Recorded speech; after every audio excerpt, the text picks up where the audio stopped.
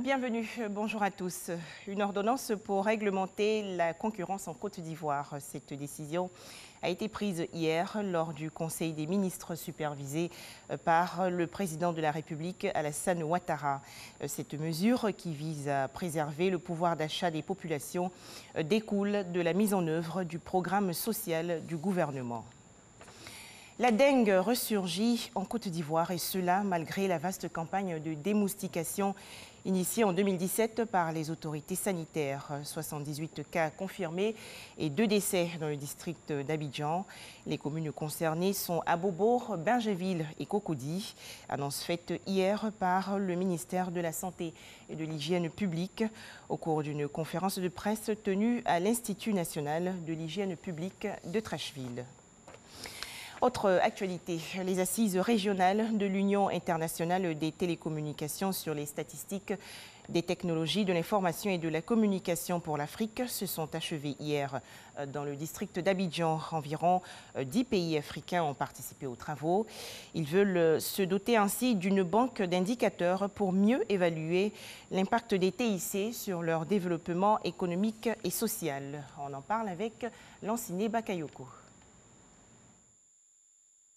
Cette rencontre vise à renforcer les capacités des pays en matière de production des statistiques et des indicateurs nationaux sur les télécommunications et l'éthique.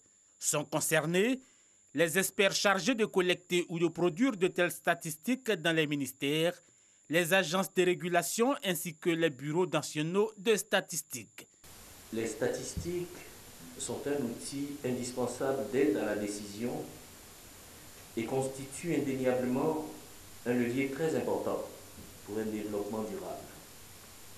Sans données fiables, il est impossible de suivre des progrès, notamment en termes de connectivité, et de travailler dans le sens d'un développement inclusif à l'échelle mondiale.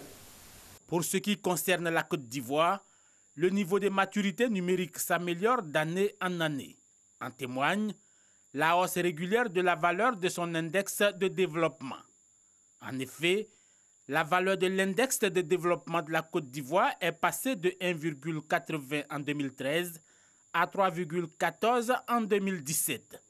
Ces résultats ont été possibles grâce aux efforts conjugués des différents acteurs du secteur, notamment l'État de Côte d'Ivoire, les opérateurs de télécommunications, mais aussi le régulateur, la RTC. Le potentiel du numérique est énorme. Et l'État de Côte d'Ivoire, qui en a pleinement conscience, est résolument engagé à faire de ce secteur un véritable catalyseur de son développement économique. Au cours de ces 5 dernières années, le secteur du numérique a contribué au produit intérieur brut à hauteur de 9%. Pour les 5 prochaines années, ce niveau devrait se situer à 15%. En sport, la 2e édition du tournoi de football de l'UFOADAM. La compétition s'est ouverte hier au stade Robert Champrou dans la commune de Marcory. La Côte d'Ivoire, pays hôte de ce tournoi, a battu le Togo par 5-0. L'actualité au Mali, un préfet et un journaliste malien enlevés dans le centre du pays et libérés en février dernier l'ont été en échange de 18 djihadistes, dont un condamné en août 2017 à 10 ans de prison. C'est ce qu'ont révélé hier plusieurs sources, dont un avocat, conseil d'un des djihadistes qui purgeait une peine de prison.